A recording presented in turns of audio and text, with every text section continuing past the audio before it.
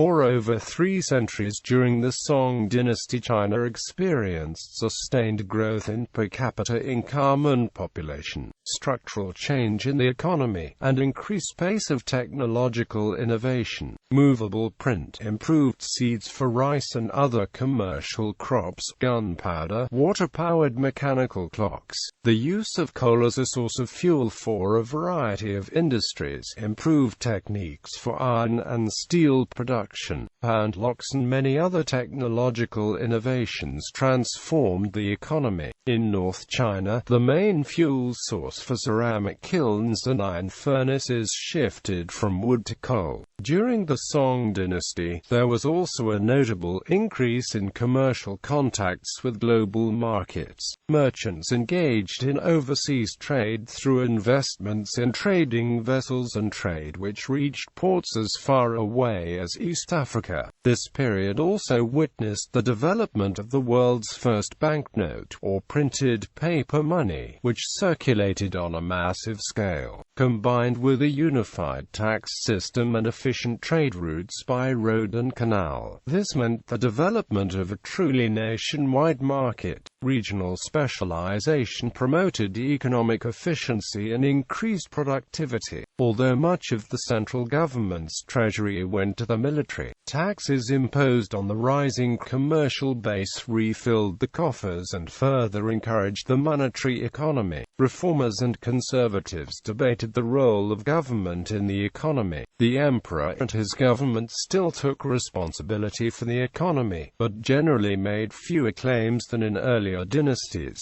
The government did, however, continue to enforce monopolies on certain manufactured items and market goods to boost revenues and secure resources that were vital to the empire's security, such as tea, salt, and chemical components for gunpowder. These changes made China a global leader, leading some historians to call this an early modern economy many centuries before Western Europe made its breakthrough. Many of these economic gains were lost, however, in the succeeding Yuan dynasty. Agriculture. There was a massive expansion of plowland during the Song dynasty. The government encouraged people to reclaim barren lands and put them under cultivation. Anyone who opened up new lands and paid taxes were granted permanent possession of the new land. Under this policy, the cultivated land in the Song dynasty is estimated to have reached a peak number of 720 million mu, and was not surpassed by later Ming and Qing dynasties.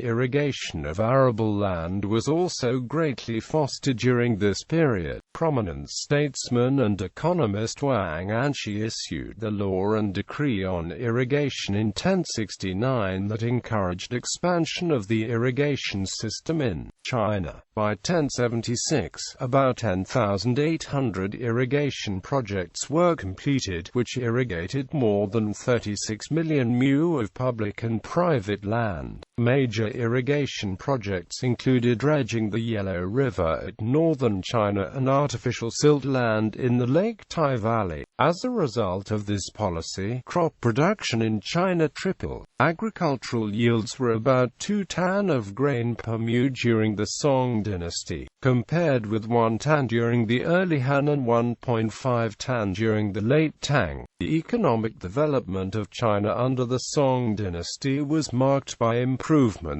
in farm tools, seeds, and fertilizers. The Song inherited the plow innovations described in the Tang dynasty text, the Classic of the Plow, which documents the utilization in Jiangyan. The Song improved on the Tang curved iron plow and invented a special steel plow designed specifically for reclaiming wasteland. The wasteland plow was not made of iron, but of stronger steel. The blade was shorter but thicker, and particularly effective in cutting through reeds and roots in wetlands in the Huai River Valley. A tool designed to facilitate seedling called seedling horse was invented under the Song. It was made of jute wood and paulownia wood. Song farms used bamboo water wheels to harness the flow energy of rivers to raise water for irrigation of farmland. The water wheel was about 30 ki in diameter, with 10 bamboo watering tubes fastened at its perimeter. Some farmers even used 3-stage watering wheels to lift water to a height of over 30 ki. High-yield kampa paddy seeds, Korean yellow paddy, Indian green pea, and Middle East watermelon were introduced into China during this period, greatly enhancing the variety of farm produce. Song farmers emphasized the importance of night soil as fertilizer. They understood that using night soil could transform barren wasteland into fertile farmland. Chenpu wrote in his Book of Agriculture of 1149, the common saying that farmland becomes exhausted after seeding 3 to 5 years is not right. If frequently top up with new soil and cure with night soil, then the land becomes more fertile. Economic crops. Cotton was introduced from Hainan Island into central China. Cotton flowers were collected, pits removed, beaten loose with bamboo bows, and drawn but into yarns and weaved into cloth called jiabai. The cotton jiabai made in Hainan has great variety. The cloth has great width, are often dyed into brilliant colors. Stitching up 2 pieces make a bedspread. Stitching 4 pieces make a curtain. Hemp was also widely planted and made into linen. Independent mulberry farms flourished in the Mount Dongting region in Suzhou. The mulberry farmers did not make a living on farmland, but instead they grew mulberry trees and bred silkworm to harvest silk. Sugarcane first appeared in China during the Warring States period. During the Song Dynasty, Lake Tai Valley was famous for the sugarcane cultivated. Songwriter Wang Duo described in great detail the method of cultivating sugarcane and how to make cane sugar flour from sugarcane in his monography Classic of Sugar in 1154, the first book about sugar technology in China. Tea plantation in the Song dynasty was 3 times the size that it during the Tang dynasty. According to a survey in 1162, tea plantations were spread across 66 prefectures in 244 counties. The Beiyuan plantation was an imperial tea plantation in Fujian prefecture. It produced more than 40 varieties of tribute tea for the imperial court. Only the very tip of tender tea leaves were picked, processed, and pressed into tea cakes, embossed with dragon pattern, known as dragon tea cakes. With the growth of cities, high-value vegetable farms sprung up in the suburbs. In southern China, on average 1 mu of paddy farmland supported 1 man, while in the north about 3 mu for 1 man, while 1 mu of vegetable farms supported 3 men. Flower nurseries also flourished. Peony was the favorite of the rich and powerful. Up to 90 varieties of peony were cultivated. Jasmine and crabapple from Persia were also cultivated.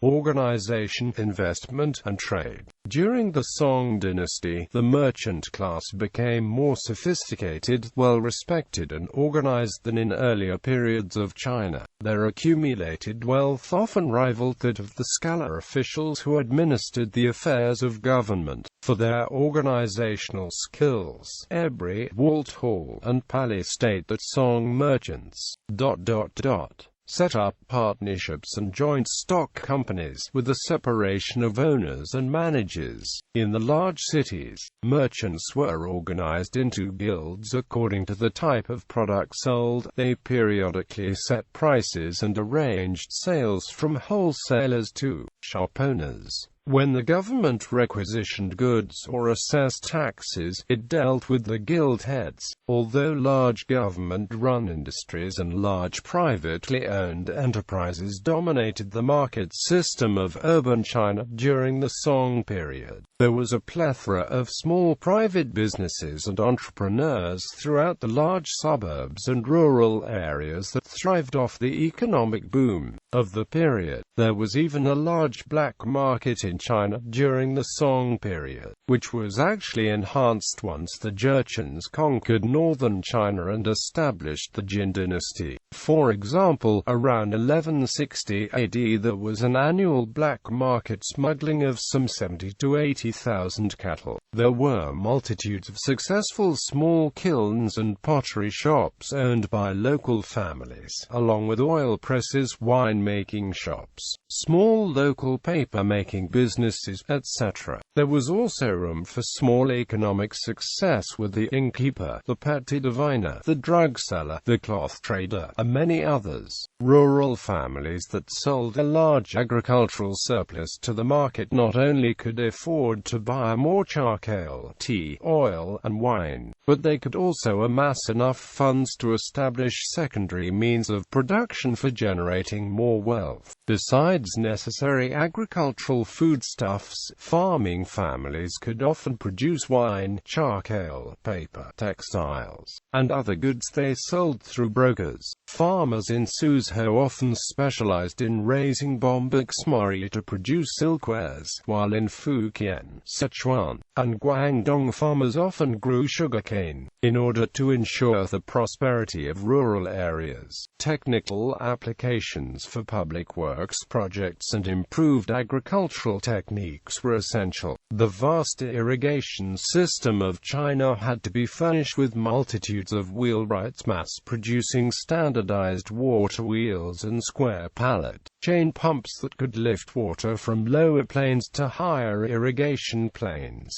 For clothing, silken robes were worn by the wealthy and elite, while hempen ramie was worn by the poor. By the late Song period, cotton clothes were also in use. Shipment of all these materials and goods was aided by the 10th century innovation of the canal pound lock in China. The Song scientist and statesman Shen Kuo read that the building of pound lock gates at Zhengzhou during the 1020s and 1030s freed up the use of 500 working laborers at the canal each year, amounting to the saving of up to 1,250,000 strings of cash annually. He wrote that the old method of hauling boats over-limited the size of the cargo to 300 tan of rice per vessel, but after the pound locks were introduced, boats carrying 400 tan could then be used. Shen wrote that by his time government boats could carry cargo weights of up to 700 tan, while private boats could hold as much as 800 bags, each weighing 2 tan. Foreign trade, sea trade abroad to the Southeast Pacific, the Hindu world, the Islamic world, and the East African world brought merchants great fortune. Although the massive amount of indigenous trade along the Grand Canal, the Yangtze River, its tributaries and lakes, and other canal systems trumped the commercial gains of overseas trade, there were still many large seaports during the Song period that bolstered the economy, such as Guangzhou, Fuzhou, Guangzhou, and Xiamen. These seaports, now heavily connected to the hinterland via canal, lake, and river traffic, acted as a long string of large market centers for the sale of cash crops produced in the interior. The high demand in China for foreign luxury goods and spices coming from the East Indies facilitated the growth of Chinese maritime trade abroad. During the Song period, along with the mining industry, the shipbuilding industry of Fujian province during the Song period increased its production exponentially as maritime trade was given more importance and as the province's population growth began to increase dramatically. The Song capital at Hangzhou had a large canal that connected its waterways directly to the seaport at Mingzhou, the center where many of the foreign imported goods were shipped out to the rest of the country. Despite the installation of fire stations and a large firefighting force,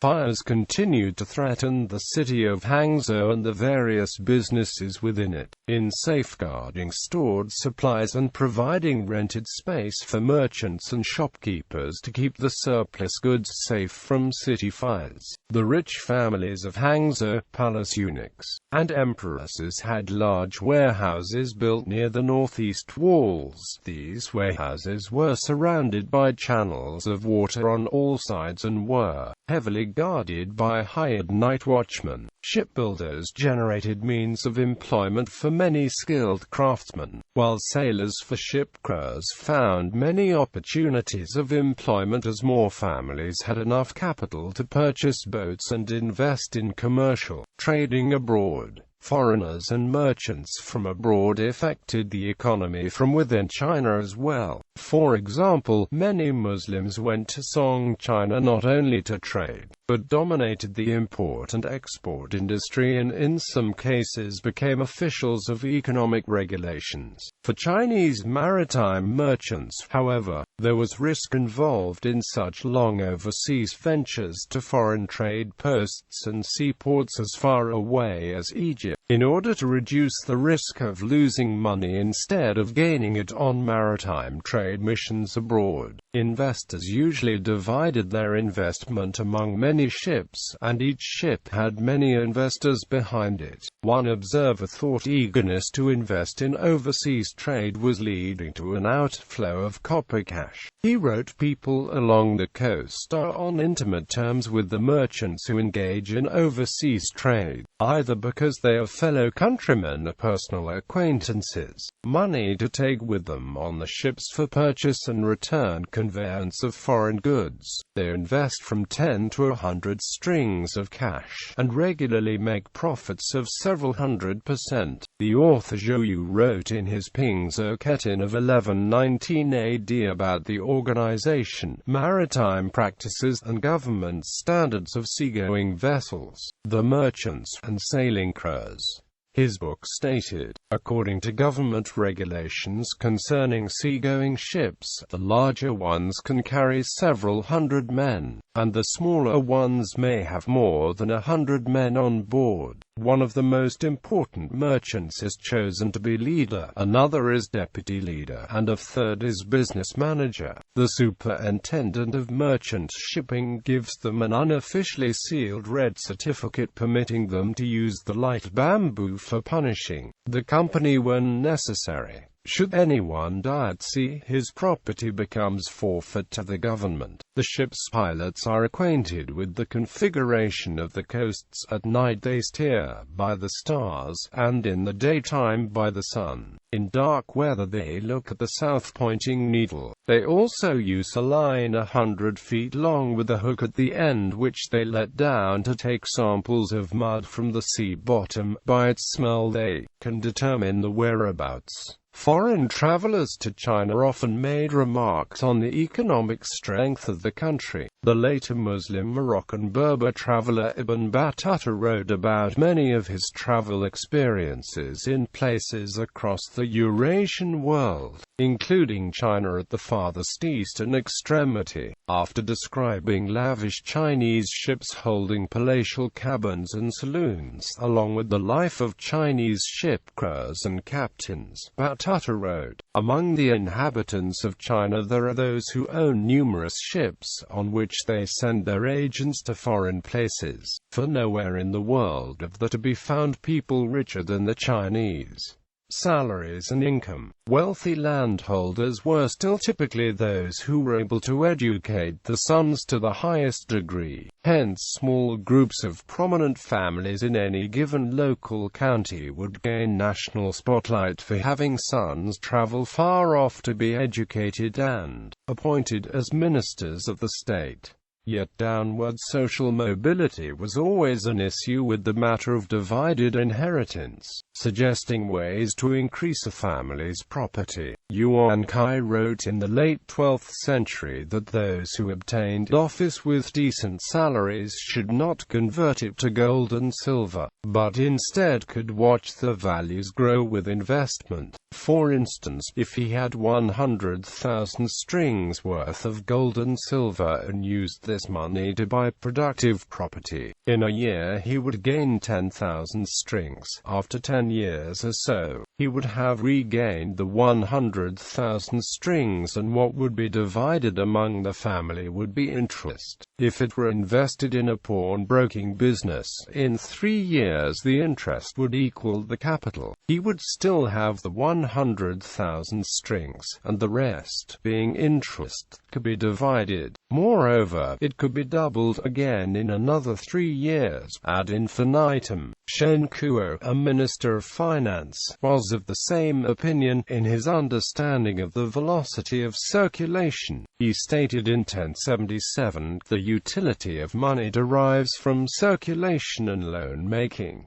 A village of 10 households may have 100,000 coins. If the cash is stored in the household of one individual, even after a century, the sum remains 100,000.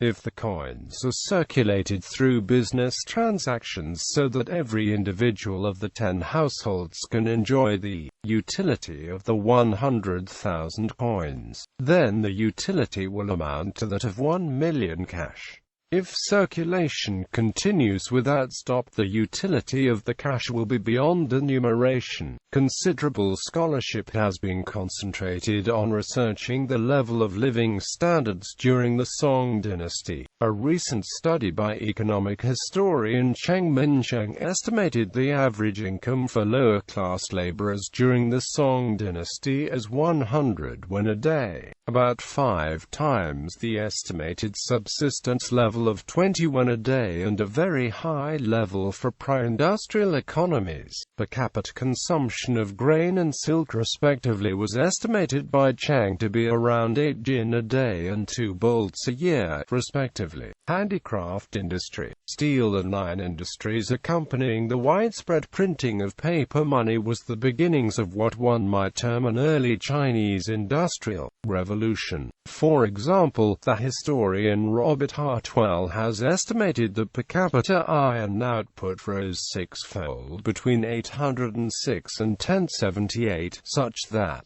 by 1078 China was producing 127 million kilograms in weight of iron per year. However, historian Donald Wagner questions Hartwell's method used to estimate these figures. In the smelting process of using huge bellows driven by water wheels, massive amounts of charcoal were used in the production process, leading to a wide range of deforestation in northern China. However, by the end of the 11th century, the Chinese discovered that using bituminous coke could replace the role of charcoal. Hence, many acres of forested land in northern China were spared from the steel and iron industry. With this switch of resources, iron and steel of this period were used to mass-produce plows, hammers, needles, pins, nails for ships, musical cymbals, chains for suspension bridges, Buddhist statues, and other routine items for an indigenous mass market. Iron was also a necessary manufacturing component for the production processes of salt and copper. Many newly constructed canals linked the major iron and steel production centers to the capital city's main market. This was also extended to trade with the outside world, which greatly expanded with the high level of Chinese maritime activity abroad during the Southern Song period.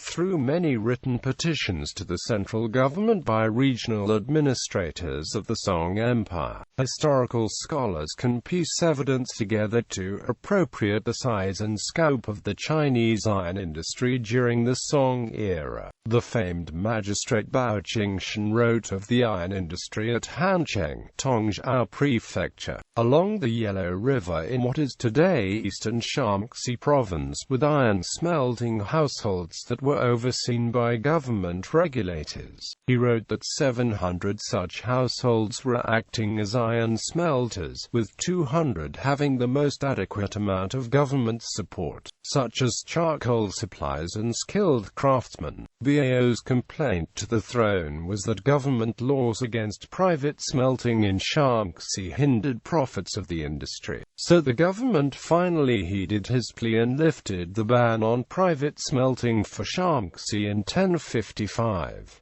The result of this was an increase in profit, as well as production. 100,000 jin of iron was produced annually in Shaanxi in the 1040s AD, increasing to 600,000 jin produced annually by the 1110s, furbished by the revival of the Shaanxi mining industry in 1112. Although the iron smelters of Shaanxi were managed and supplied by the government, there were many independent smelters operated and owned by rich families. While acting as governor of Zhuzhou in 1078, the famous Song poet and statesman Su Shi wrote that in the Liguo industrial prefecture under his administered region, there were 36 iron smelters run by different local families, each employing a workforce of several hundred people to mine ore, produce their own charcoal, and smelt iron. Gunpowder production during the Song period. There was a great deal of organized labor and bureaucracy involved in the extraction of resources from the various provinces in China. The production of sulfur, which the Chinese called vitriol liquid, was extracted from pyrite and used for pharmaceutical purposes as well as for the creation of gunpowder. This was done by roasting iron pyrites,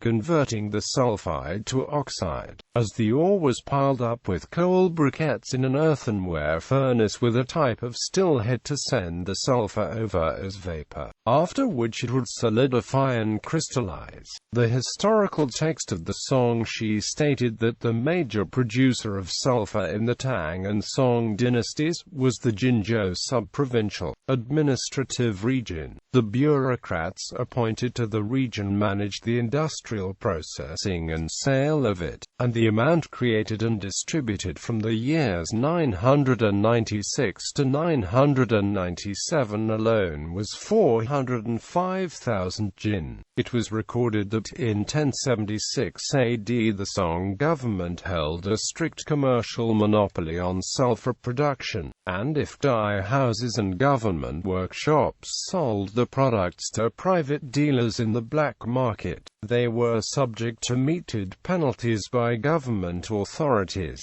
Even before this point, in 1067 AD, the Song government had issued an edict that the people living in Shanxi and Hebei were forbidden to sell foreigners any products containing saltpeter and sulfur. This act by the Song government displayed the fears of the grave potential of gunpowder weapons being developed by Song China's territorial enemies as well, since Jinzhou was in close proximity to the Song capital at Kaifeng. The latter became the largest producer of gunpowder during the Northern Song period, with enhanced sulfur from pyrite instead of natural sulfur. The Chinese were able to shift the use of gunpowder from an incendiary use into an explosive one for early artillery. There were large manufacturing plants in the Song dynasty for the purpose of making fire weapons employing the use of gunpowder, such as fire lances and fire arrows. While engaged in a war with the Mongols in 1259, the official Li Zhengbo wrote in his Kozhizagao